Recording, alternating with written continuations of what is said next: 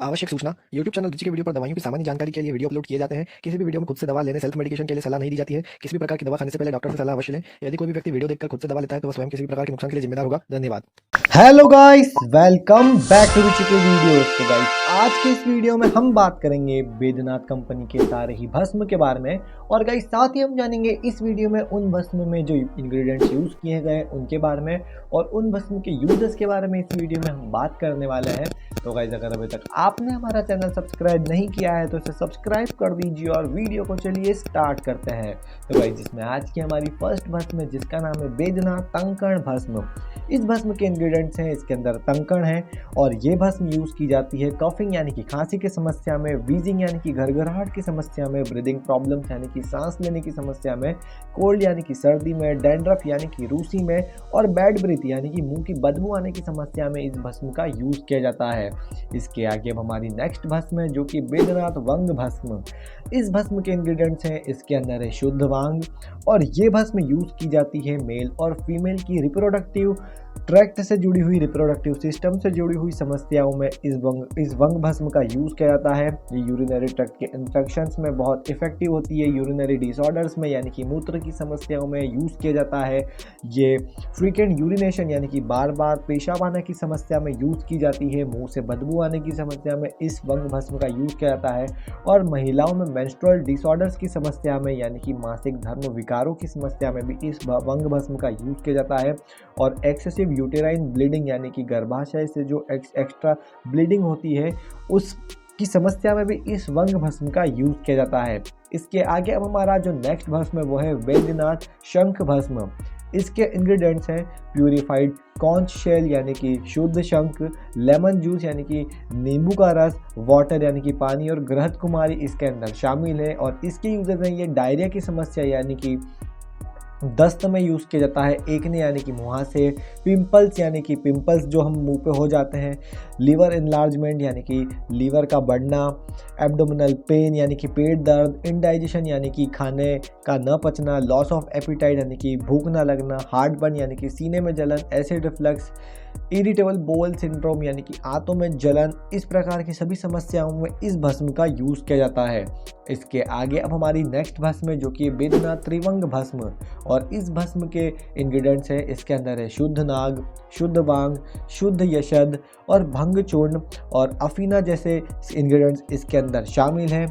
ये त्रिवंग भस्म यूज़ की जाती है सेक्सुअल वीकनेस की समस्या में, यूटेरस वीकनेस यानी कि गर्भाशय की कमजोरी, इपोटेंसी यानी कि नपुंसकता, यूरिनरी ट्रैक्ट डिजीज यानी कि मूत्रपथ का जो रोग हो जाता है उसकी जो बीमारी होती है उसकी समस्या में ये काम करता है। ये एक कामोत्तेजक के रूप में भी काम करता है। ये सेक्सुअल हेल्थ और प्लेजर को इम्प्रूव करने में मदद करता है, फीमेल इनफर्टिलिटी को ठीक करने में मदद करता है और इरेक्टाइल डिसफंक्शन को भी ठीक करने में ये भस्म मदद करता है। इसके आगे अब हमारा जो नेक्स्ट भस्म है वो है बैद्यनाथ गोदंती भस्म। इस भस्म के अंदर है प्यूरिफाइड गोदंती यानी कि शुद्ध गोदंती, घृत कुमारी इसके अंदर शामिल है और नींबू इसके अंदर यूज़ किया गया है। और ये जो भस्म यूज़ किया जाता है रेस्पिरेटरी प्रॉब्लम्स की समस्या में यानी कि श्वसन तंत्र की समस्या में इसका यूज़ किया जाता है, मलेरिया में इसका यूज़ किया जाता है, फ्लू में इसका यूज़ किया जाता है यानी कि सर्दी जुकाम में इसका यूज़ किया जाता है, सीजनल एलर्जीज यानी कि मौसम से जो एलर्जीज हो जाती हैं उसमें इसका यूज़ किया जाता है, कफ यानी कि खांसी और फ्लू यानी कि सर्दी, इन सभी प्रकार की समस्याओं में इस भस्म का यूज़ किया जाता है। इसके आगे अब हमारा नेक्स्ट भस्म है जो कि है बैद्यनाथ यशद भस्म। और इसके इंग्रेडिएंट्स हैं, इसके अंदर है जिंक यानी कि यशद और इसका यूज़ किया जाता है स्किन की हेल्थ को इम्प्रूव करने के लिए यानी कि त्वचा की सेहत में सुधार करने के लिए इस भस्म का यूज़ किया जाता है। एक्ने को ट्रीट करने के लिए यानी कि मुहासों के इलाज में इसका यूज़ किया जाता है। ये स्किन में ये रंगत में सुधार करने में मदद करता है। ये रेस्पिरेटरी डिसऑर्डर्स जैसे कि ब्रोंकाइटिस में यूज़ किया जाता है। ये डाइजेशन को इम्प्रूव करता है यानी कि पाचन में सुधार करता है। गैस्ट्रोइंटेस्टाइनल इश्यूज़ यानी कि आंतरिक जो समस्याएं होती है उसमें इसका यूज़ किया जाता है। ये इम्यूनिटी को बूस्ट करने में मदद करता है यानी कि रोग प्रतिरोधक क्षमता को बढ़ाता है। ये वुंड हीलिंग को एक्सेलरेट करता है यानी कि घावों को जल्दी से भरने में भी मदद करता है ये यशद भस्म। इसके आगे अब हमारा नेक्स्ट भस्म है जो कि बैद्यनाथ अबरक भस्म। इस भस्म के अंदर है अबरक, जिसे हम माइका भी बोलते हैं। इसके अंदर आयरन का यूज़ किया गया है, यानी कि लोहा, मैग्नीशियम, पोटेशियम और कैल्शियम इसके अंदर यूज़ किए गए हैं। और ये यूज़ किया जाता है proper functioning of nervous system, यानी कि तंत्रिका तंत्र का जो एक प्रॉपर फंक्शनिंग में ये मदद करता है। ये माइग्रेन से रिलीफ दिलाने में मदद करता है। ये क्रोनिक हेडेक यानी कि पुराने सर दर्द में इसका यूज़ किया जाता है। ये मेमोरी को इम्प्रूव करने में मदद करता है और ये वर्टिगो में बहुत इफेक्टिव होता है, यानी कि चक्कर आने की समस्या में ये भस्म बहुत ही इफेक्टिव होता है। इसके आगे अब हमारा नेक्स्ट भस्म जो कि बैद्यनाथ लौह भस्म।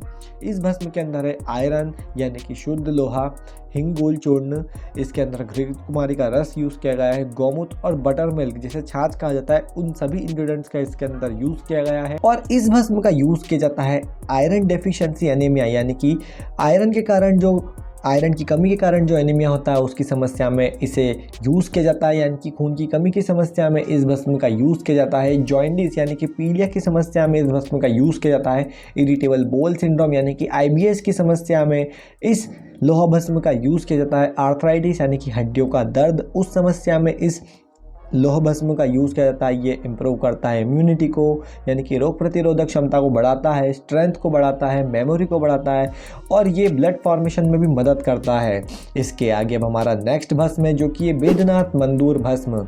इस भस्म के इंग्रेडिएंट्स हैं old iron rust, triphala decoction यानी कि त्रिफला का काढ़ा, काउज यूरिन यानी कि गौमूत्र, एलोवेरा जूस इस मंदूर भस्म के अंदर शामिल है। ये भी आयरन डेफिशिएंसी एनीमिया यानी कि आयरन की कमी से जो एनीमिया होता है उसमें यूज़ किया जाता है।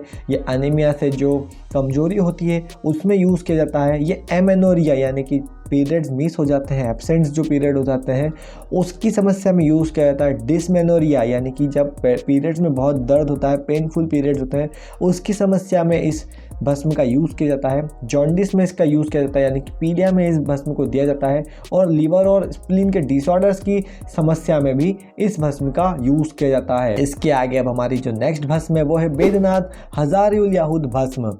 इस भस्म के इंग्रेडिएंट्स हैं हजारुल याहूद शुद्ध, मूली स्वरस इसके अंदर शामिल है और ये यूज़ किया जाता है किडनी स्टोन्स यानी कि किडनी की पथरी में इसका यूज़ किया जाता है। ये ड्यूरेटिक प्रॉपर्टी शो करता है, यानी कि पेशाब को बढ़ाने की ये प्रॉपर्टी शो करता है।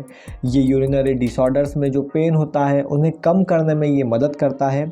इसके गाइस आगे हमारा नेक्स्ट भस्म जो कि बैद्यनाथ ताम्र भस्म।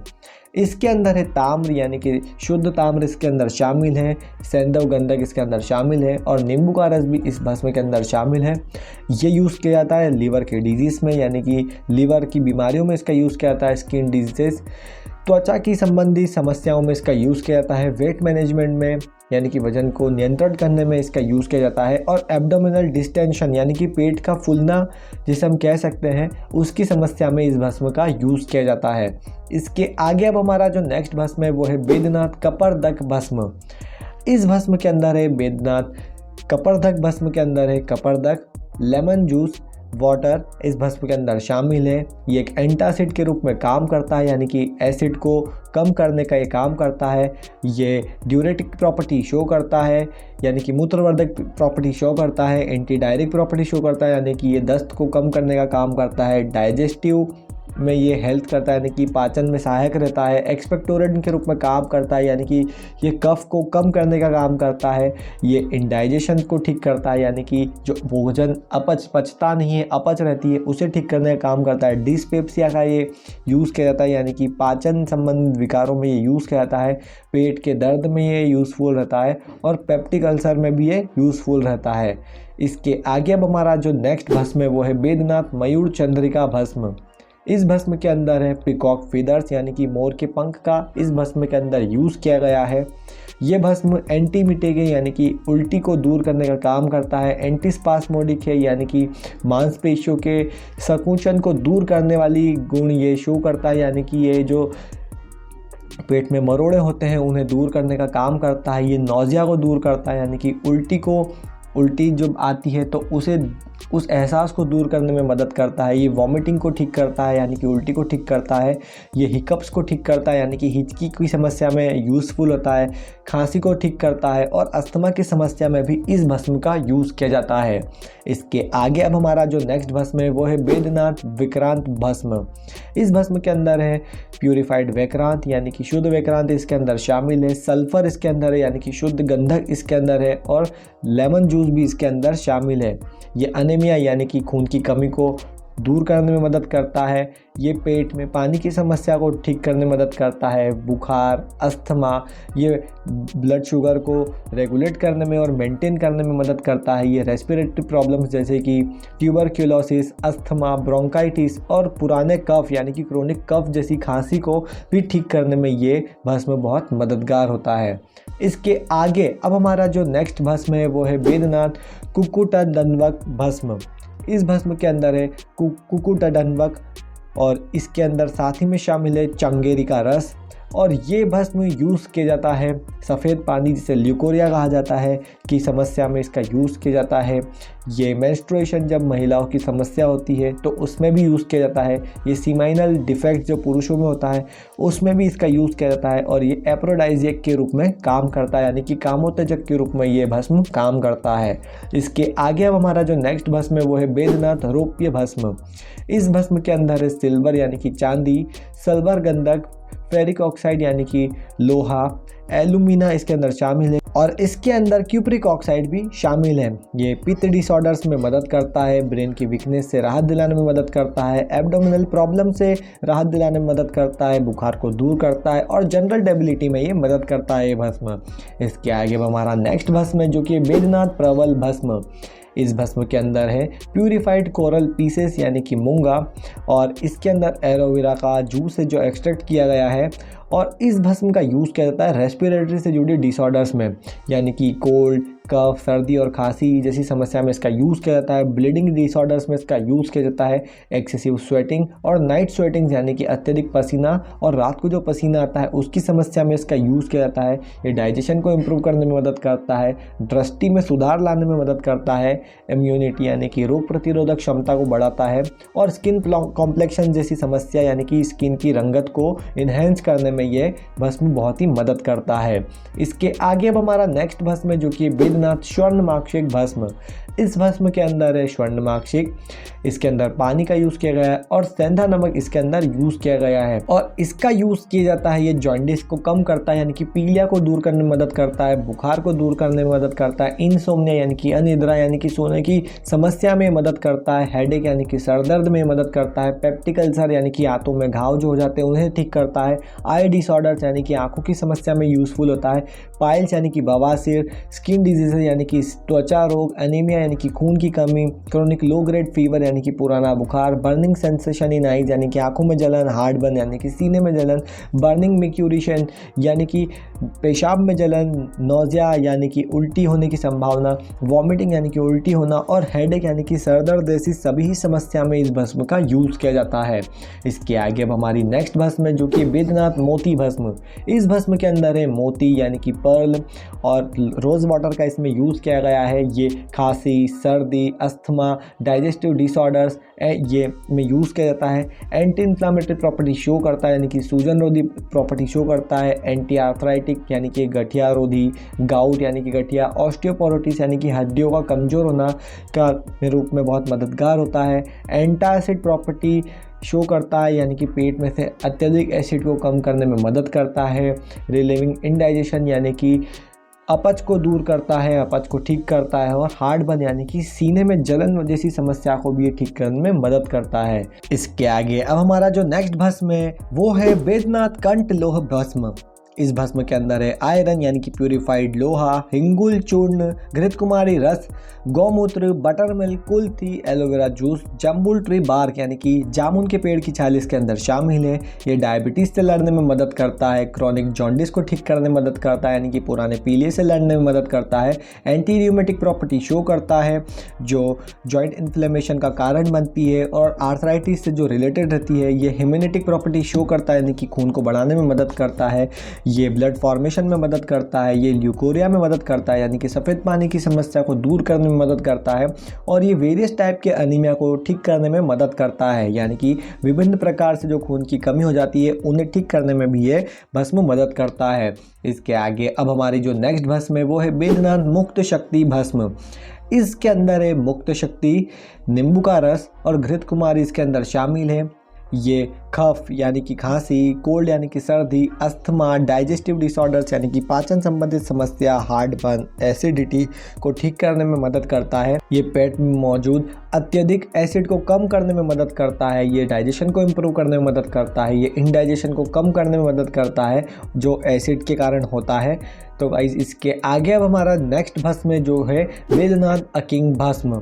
इस भस्म के अंदर है अकिक चूर्ण, केतकी, जल पीपली और बनाना स्टेम यानी कि केले का तना इसके अंदर शामिल है। ये डाइजेस्टिव प्रॉब्लम्स यानी कि पाचन संबंधित समस्याओं को ठीक करने में मदद करता है। ये हार्ट की समस्या में मदद करता है। एसिडिटी यानी कि जो पेट में एसिडिटी हो जाती है उसे ठीक करने में मदद करता है। हार्टबर्न यानी कि सीने की जलन में यूज़फुल होता है। हेडेक यानी कि सरदर्द में भी ये बहुत मददगार होता है। इसके आगे अब हमारा जो नेक्स्ट भस्म है वो है बैद्यनाथ जहर मोहरा खटाई भस्म। इस भस्म के अंदर है शुद्ध जहर मोहरा, गाय का दूध, त्रिफला डिकॉक्शन यानी कि त्रिफला का काढ़ा इसके अंदर शामिल है। ये एंटी डायरियल प्रॉपर्टी शो करता है यानी कि दस्त को दूर करने वाली प्रॉपर्टी शो करता है। ये डायरिया से राहत दिलाने में मदद करता है। ये एंटीमेटिक प्रॉपर्टी भी शो करता है यानी कि उल्टी को दूर करने वाली प्रॉपर्टी शो करता है, उल्टी को रोकता है। उल्टी जैसा फील होने वाली फीलिंग्स को नोजिया कहते हैं उसे भी दूर करता है। एंटी हाइपरटेंसिव प्रॉपर्टी शो करता है यानी कि हाइपरटेंशन को यानी कि जो हाई ब्लड प्रेशर होता है उसकी प्रॉपर्टीज़ भी शो करता है। ब्लड प्रेशर को कम करने में मदद करता है। कंट्रोल हाई ब्लड प्रेशर, ये हाई ब्लड प्रेशर को नियंत्रित करने में मदद करता है। और डाइजेस्टिव हेल्थ को इम्प्रूव करने में भी ये बहुत ही मदद करता है। और गाइज आज की हमारी जो लास्ट भस्म है वो है बैद्यनाथ माणिक्य भस्म। इस भस्म के अंदर है प्यूरिफाइड माणिक्य, इसके अंदर है मर्क्यूरी, इसके अंदर है ऑर्पिमेंट, इसके अंदर सल्फाइड ऑफ आर्सेनिक्स का यूज़ किया गया है। और गाइस इसके जो यूज़र्स हैं वो हैं जो लिवर डिसऑर्डर्स में जो जॉन्डिस हो जाता है तो उसकी समस्या में से यूज़ किया जाता है। फीवर को कम करने में ये मदद करता है। ये ब्लड को प्यूरिफाई करता है जिससे कि स्किन की जो इश्यूज़ होते हैं वो ठीक हो जाते हैं, जैसे कि ईचिंग यानी कि खुजली चलना, इरिटेशन यानी कि जलन होना, एलर्जी होना। ये पेट के डिसऑर्डर्स को ठीक करने में मदद करता है जैसे कि पॉलीयूरिया यानी कि अत्यधिक मूत्र आना, और यूरिनरी एलिमेंट्स यानी कि अन्य जो मूत्र से जुड़े हुए, यूरिन से जुड़े हुए संबंधी समस्याएं होती है उन सभी प्रकार की समस्या में ये यूज़ किया जाता है। तो गाइस इस वीडियो में हमने बात की बैद्यनाथ कंपनी की सारी ही भस्म के बारे में, और गाइस साथ ही हमने जाना उन भस्म के इंग्रेडिएंट्स और यूजेस के बारे में इस वीडियो में हमने बात की है। तो गाइस अगर आपको ये वीडियो ज़रा सा भी पसंद आया हो, ज़रा सा भी इन्फॉर्मेटिव लगा हो, या ये वीडियो आपके ज़रा सा भी काम में आया हो तो इस वीडियो को लाइक कर दीजिए। आप चाहे तो नीचे दिए गए थैंक्स बटन का भी यूज़ कर सकते हैं जिससे गाइस मुझे बहुत ही मोटिवेशन मिलता है। आपके लिए ऐसे हेल्थ से रिलेटेड टॉपिक्स पर वीडियो बनाने में मुझे मोटिवेशन मिलता है, बहुत ही ज़्यादा सपोर्ट मिलता है। तो आप चाहे तो थैंक्स बटन का भी यूज़ कर सकते हैं। अगर आपको ये वीडियो पसंद आया और हमारा कंटेंट पसंद आया तो चैनल को सब्सक्राइब कर दीजिए, क्योंकि मैं मिलता हूँ ऐसे ही फार्मेसी और हेल्थ से जुड़े हुए वीडियोज़ के साथ। तब तक के लिए भारत माता की जय।